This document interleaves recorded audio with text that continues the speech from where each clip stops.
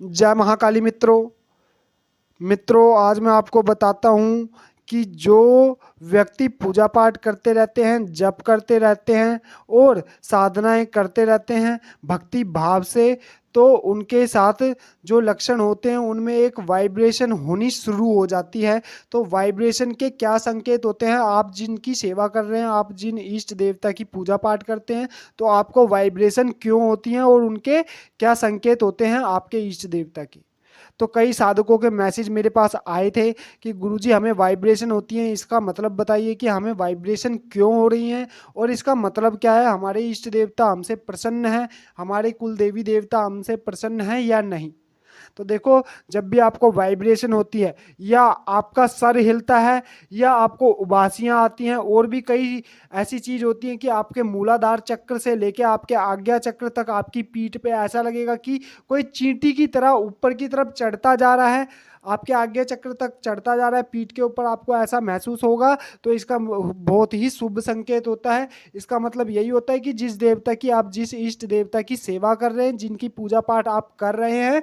उनकी ऊर्जा आपके अंदर समाहित हो रही है और कहीं ना कहीं आपकी पूजा पाठ उन तक पहुंच रही है और वो आपसे बहुत ही ज़्यादा प्रसन्न है। कई साधक होते हैं, ये सोचते हैं कि अगर उनको वाइब्रेशन होने लग जाती है तो वो सोचते हैं कि हमारे ऊपर कोई नेगेटिविटी है या किसी ने कुछ कर दिया, कहीं से नेगेटिविटी आ गई है। तो देखो, ऐसा कुछ भी नहीं होता। जिस इष्ट देवता की आप पूजा पाठ कर रहे हैं, सेवा कर रहे हैं, जप कर रहे हैं, वो इष्ट देवता आपके सामने बैठे हुए हैं। अगर आपके पास कोई नेगेटिविटी आ भी गई है तो आप उनको बताइए कि हे मेरे इष्ट देवता, मैं आपकी सेवा करता हूँ और मेरे को वाइब्रेशन महसूस हो रही है जो मेरे साथ पहले कभी नहीं हुई, तो आपकी वो रक्षा करेंगे पूर्ण रूप से। जिनकी भी आप सेवा कर रहे हैं उनको बताइए ये सारी चीजें कि मेरे साथ ऐसा हो रहा है। मन ही मन ऐसा कनेक्शन अपने इष्ट देवता से बना लीजिए कि कहीं भी आपको नेगेटिविटी लगे, आपके मन में कभी भी ऐसा आए कि मेरे पास कोई नेगेटिविटी आ गई है, तो आप उनको बताइए, मन ही मन उनसे प्रार्थना करते रहिए कि मेरे पास कोई नेगेटिविटी ना आए और मैं आपकी शरण में ही बैठा रहूं। तो देखेंगे वाइब्रेशन और अगर तेज होगी आपको, तो और अगर आपके अंदर भाव उत्पन्न होगा, अपने इष्ट देवता के प्रति प्रेम उमड़ेगा आपके दिल में और उनका चेहरा देखते ही आपको ऐसा लगेगा कि हे मेरे इष्ट देवता, आप ही आप हो और कोई भी नहीं है इस संसार में। और अच्छे अच्छे भाव आने लग जाएंगे दुनिया के बारे में, अच्छा अच्छा अगर आप सोचने लग जाएंगे, आपके हृदय में किसी गरीब के प्रति भाव उत्पन्न होगा जिसको कुछ जरूरत है, उसको ऐसा लगेगा कि आपको कि अगर मेरे पास है तो मैं इसको दे देता हूं। अगर किसी व्यक्ति को 100 रुपये की जरूरत है और आपके पास 100 रुपये ही हैं, तो आपको ऐसा लगेगा कि इस व्यक्ति की मदद करनी चाहिए। तो ये सारे लक्षण होते हैं आपके इष्ट देवता के कृपा के, क्योंकि इष्ट देवता आपको अच्छे राह पर, अच्छी नेक राह पर लेके चलने वाले होते हैं।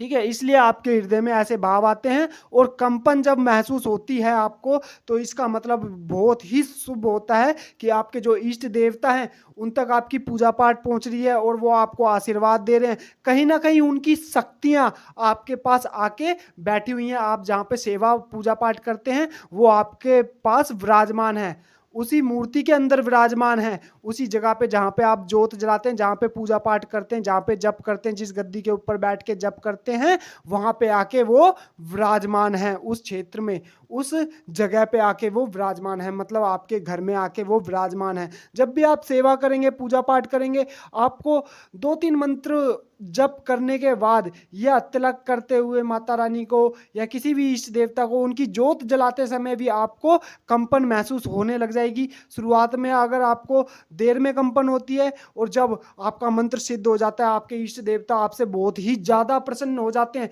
तो आपको बैठते ही कंपन शुरू होने लग जाएगी। इसका मतलब बहुत ही शुभ होता है कि आपके जो इष्ट देवता हैं वो आपसे बहुत ही ज़्यादा प्रसन्न हैं और आप अब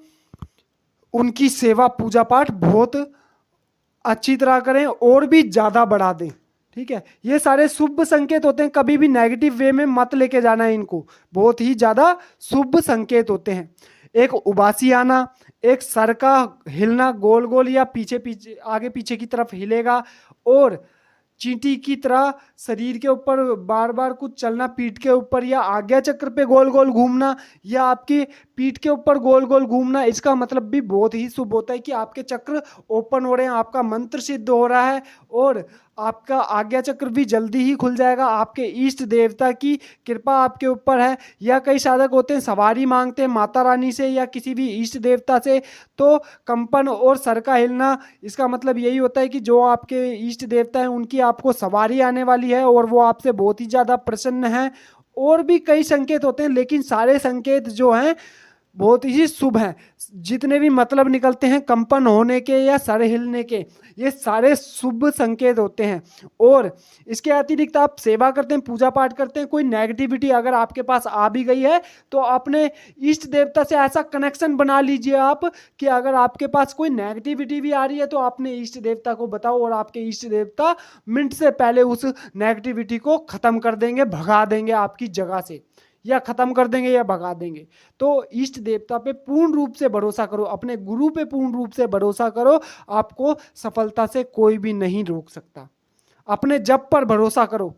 ठीक है ना। कोई नेगेटिविटी इस संसार में है ही नहीं जितना इष्ट देवता और अपने गुरु पे अगर कोई भी विश्वास करके रखता है और बैठा रहता है, चाहे उसका कोई गुरु देहधारी गुरु है या अध्यात्म में उसने कोई गुरु बना रखा है, जब भरोसा एक ऐसा हो जाता है ना कि मरने मिटने को तैयार हो जाता है अपने गुरु के लिए, तो आपका संसार में नेगेटिविटी कुछ भी नहीं बिगाड़ सकती,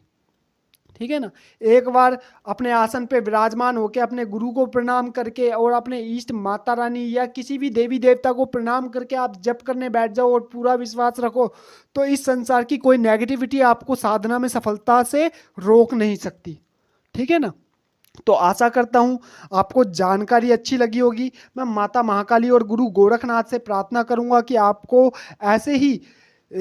और भी लक्षण महसूस हो, शुभ लक्षण महसूस हो, कंपन से लेके आप साधना में सफलता का आपको आशीर्वाद मिले। तो मिलते हैं अगली जानकारी के साथ, तब तक के लिए जय महाकाली, जय महाकाली, जय महाकाली।